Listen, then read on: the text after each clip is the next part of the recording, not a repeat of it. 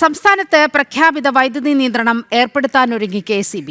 15 minute മുതൽ 1 മണിക്കൂർ വരെ ലോഡ് ഷെഡിംഗ് ഏർപ്പെടുത്തും. സാധ്യമായ സമയത്ത് SMS വഴി അറിയിക്കുമെന്നും KCBയുടെ അറിയിപ്പ്.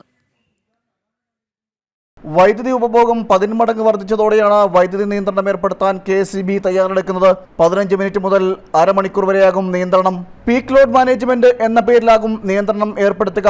പവർ ഓഫ് ചെയ്യുന്നതിന് മുമ്പ് SMS വഴി ഉപഭോക്താക്കൾക്ക് സന്ദേശം ലഭിക്കുമെന്നും KCB അറിയിച്ചു. സംസ്ഥാനത്ത് താപനില ഉയർന്നതോടെ വൈദ്യുതി ഉപയോഗം വർദ്ധിച്ചു. ഇതോടെയാണ് വൈദ്യുതി നിയന്ത്രണം ഏർപ്പെടുത്താൻ തീരുമാനിച്ചത്.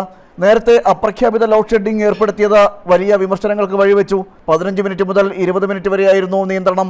ക്രമാതീതമായി ചൂട് വർദ്ധിച്ചതോടെ വൈദ്യുതി ഉപയോഗം ഇരട്ടിയിലധികമായി. പുറത്തുനിന്ന് കൂടുതൽ വൈദ്യുതി വാങ്ങേണ്ട സാഹചര്യം നിലനിൽക്കുന്നതിനാലാണ് പ്രഖ്യാപിത നിയന്ത്രണത്തിലേക്ക് KCB കടന്നത്. കഴിഞ്ഞ 10 വർഷത്തിനിടെ കേരളത്തിൽ വൈദ്യുതി ക്ഷാമം ഉണ്ടായിട്ടില്ല എന്നായിരുന്നു സർക്കാരിൻ്റെയും CPMൻ്റെയും അവകാശവാദം. ആ അവകാശവാദമാണ് ഇതോടെ പൊളിയുന്നത്. ജനം, തിരുവനന്തപുരം.